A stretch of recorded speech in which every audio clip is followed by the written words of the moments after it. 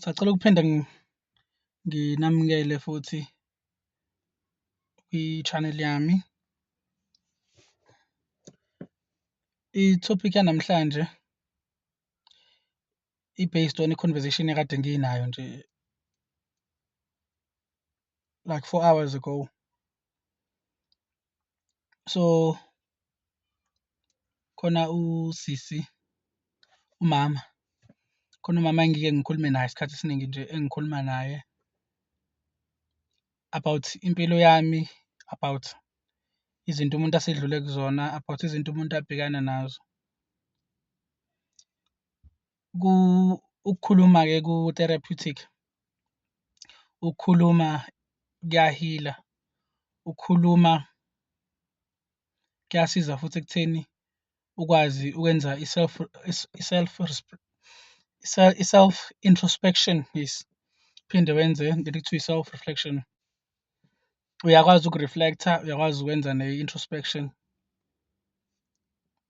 Uwumuntu okhulile, ngijule ukukhuluma naye umuntu okhulile engimhlonipha kakhulu. Uwumuntu i-advice yakhe engiyithatha each and every day. Uwumuntu engithi mengimbuka ngibe nokuthi ukuba uma usakhona ngabe for sure ukanje, towards mina, ngabe for sure izinto uyibuka ngale perspective le enjengeyakhe umama lo engikhuluma ngayo. To give i-background encane nje, umma wami wadlula emhlabeni ngo-98. Mina I was born in 1993, so I was basically 4 if not 5. Angikho-ke good kwi-mathematics. So nganginaleyo minyaka leyo, kwakungekho lula, like dealing with the whole process.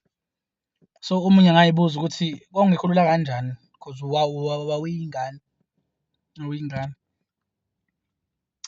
Izinto ey'ningi zi-imprint-eka emqondweni wakho uma usayingane. Izinto ey'ningi ziba ingrained emqondweni wakho usayingane. Izinto ey'ningi ziku-affect-a kakhulu usayingane. Izinto ey'ningi ezingekho right zihlala kakhulu emqondweni uyibona usayingane, and then later on in life zibe ziku-affect. So ama-memories umuntu anawo since umuntu wayeno-5 years, ngo-98, i-memory la uma wayegula khona. So uma had a severe headache, ngale ndlela le, wayephethwe ikhanda, ngiyamkhumbula ekhala in bed yabo, ethi kubuhlungu ikhanda, kubuhlungu ikhanda, kubuhlungu ikhanda, kubuhlungu ikhanda, kubuhlungu ikhanda. Yes, ngangimncane but ngiyamkhumbula ekhala ngalokho. In the midst of ukukhala ngalokho, enye into ayekhala ngayo ukuthi uma kwenzeka into kumina iy'ngane zami zizosala noba. So thina iy'ngane zakhe sibawu-3. There's my younger brother, I'm the one in between or in the middle, and then there's my older brother. So sibawu-3 kuma sabafana sonke. I think ishiyana ngo-2 years, ngo-2 years. One of ama-concerns akhe or ama-cries akhe in the midst of crying because wayezwa inhlungu ukuthi mehambe iy'ngane zakhe zizosala noba.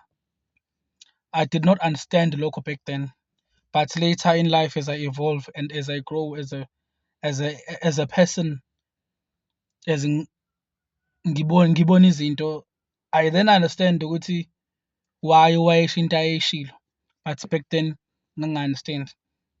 So she had a severe headache. In the midst of lokho I was moved kwathiwa ngiyohlala kamakagogo. Ngahamba ngiyohlala kamakagogo in the same units basically but in a different place. Ngamuva ngayohlala khona, mengihlala khona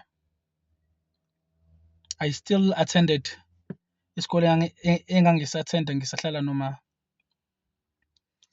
So the next thing I remember was kuthiwa yini into enjenge-memorial service kanje.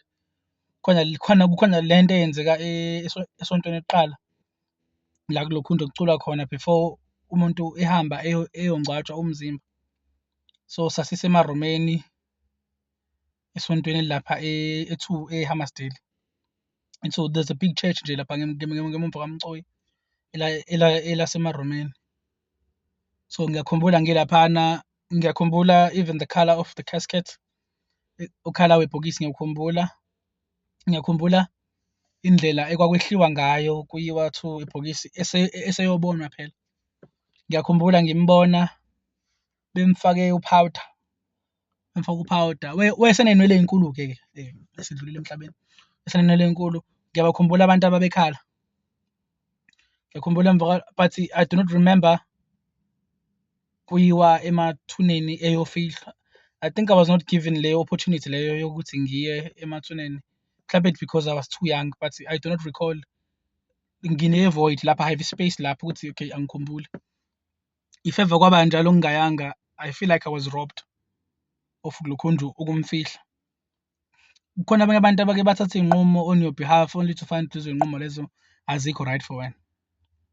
So I do remember inkonzo yasesontweni, and I do remember sekuhlelwe egcekeni ekhaya too ngenzansi kwaMcoyi sekudliwa because kwakunetende. I think itende had like yellow colors, elali-stripes if I can recall, elali-stripes. Ngikhumbula kahle sihleli sifeyise lapha elokhunja eGeorge Dale. So mohleli lapha ekhaya ubuka khona, and the funny thing is ngikhumbula imembe ethile yasekhaya engangikhuluma nayo ngibuza ukuthi uphuma, and then this person said uma wakhe akasekho ngeke uphinde umbone. So from that day, from that moment, I just feel ukuthi ila khona kuzume kuthiwa ngesingisi all hell broke loose, ila izinto ezashintsha khona for the bad. So mawuhleli lapha ngasekhaya uthi ubuka ngaseGeorge Dale, you can actually see lokhu nje ilanga lilokhunja linyuka ekuseni, and you can actually see ilanga lishona phansi.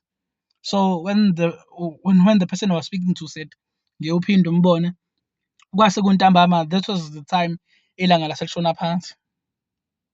And from that day ekukhuleni kwami ngihlezi ngiyibuza ngithi, ngiyitshela futhi ukuthi there has to be like amalanga as in the sun angafani, not amalanga as in days, but as in like the sun angafani, because Liliana, I just feel like Liliana was sent to be there ngaleso sikhathi, and then bese liyasithela, and then yonke into bese iyabheda, because I always feel like leli likhona manje umuntu alibonayo akulona Liliana or alikho right, because I associate lilanga elikhona manje engalibona from 6 years up until now, njengoba sengino 33.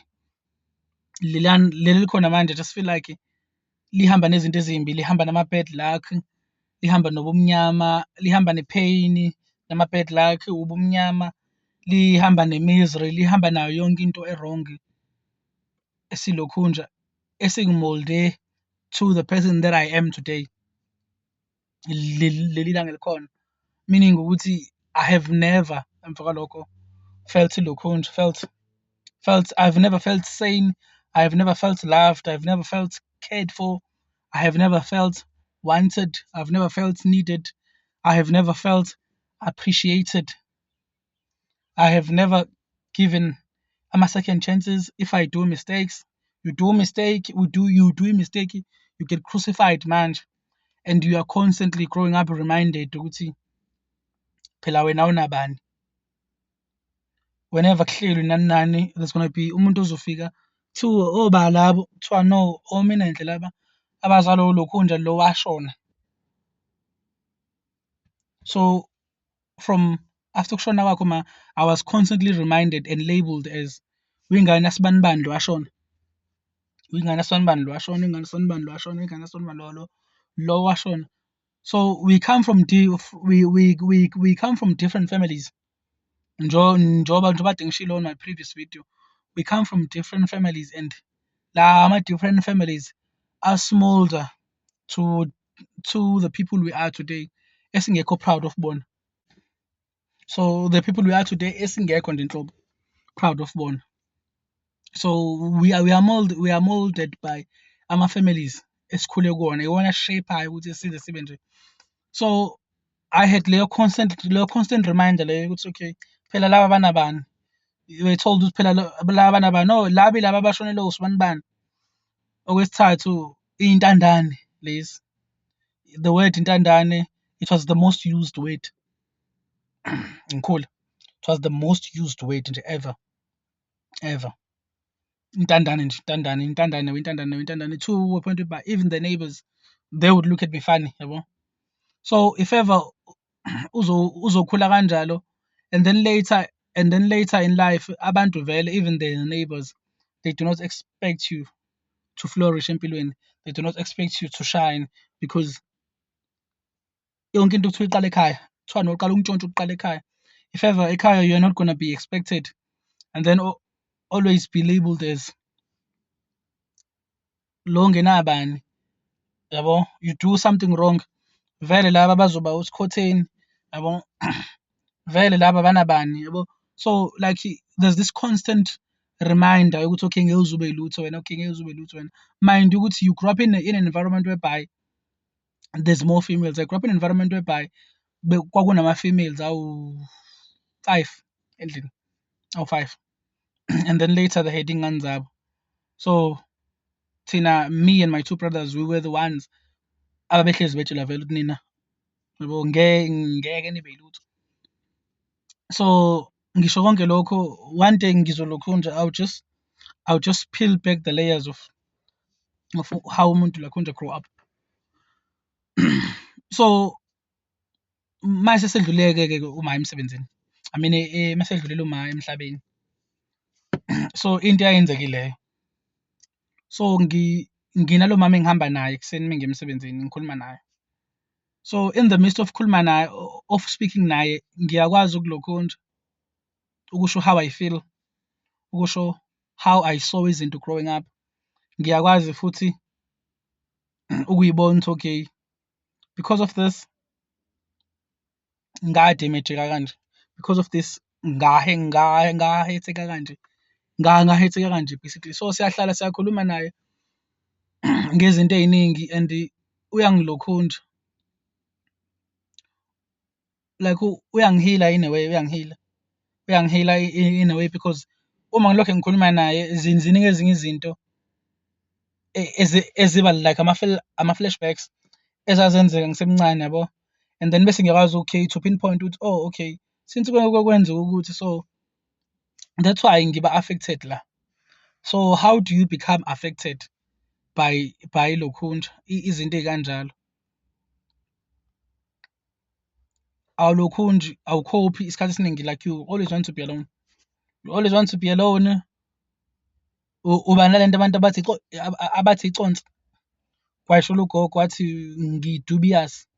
Uyaduba basically, uyaduba. Oh, you always, it's like awufuna kuncenga muntu vele, because remember phela ukuthi ukhula ungancengwa, ukhula ungafunwa, utshelwa vele ukuthi ngeke uzu-amount to nothing, yabo. So and then when you grow up, ukhula naleyo nto vele unayo njengoba kade ngisho ukuthi yonke into oyisho kwingane iyanamathela ekhanda, like it stays nengane ekhanda, like it stays ngale ndlela nengane.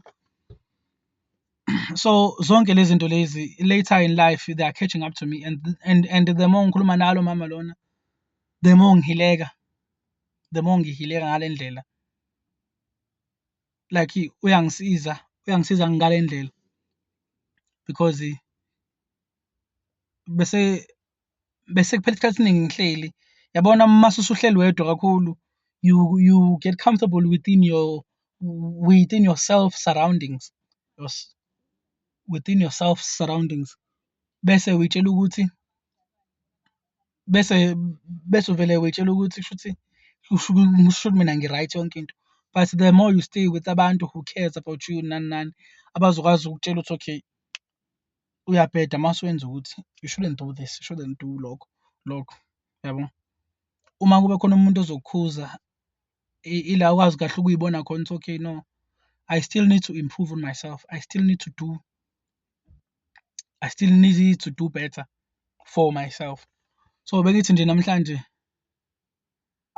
angishare about ilokhunja, about i-role lo mama engijoye ukuhlala naye, engihamba naye ekuseni, i-role ayidlalayo, which is very important and I am very grateful ngoba i-healing journey for a person ayipheli, ayipheli. I-healing journey ayipheli. You are always on it. As long as usaphila nje, you still gonna need to heal yourself, still gonna need to heal yourself. Bengithi angilokho nje angiphile back the layers of the environment I grew up under so that kuzokwazi corresponda with ama-previous videos ami because for me lento injengelokhu injenge-visual diary. I just felt like I should share nabanye abantu because it can be ukuthi khona omunye umuntu who's facing a similar situation mhlampe engingamsiza noma mhlambe nami ukhona umuntu le video engafika kuyena mhlampe ngithole ulokhunja usizo nami as a person psychologically, if ever abantu bebona ukuthi ngilidinga psychologically and mhlampe ingasiza omunye umuntu.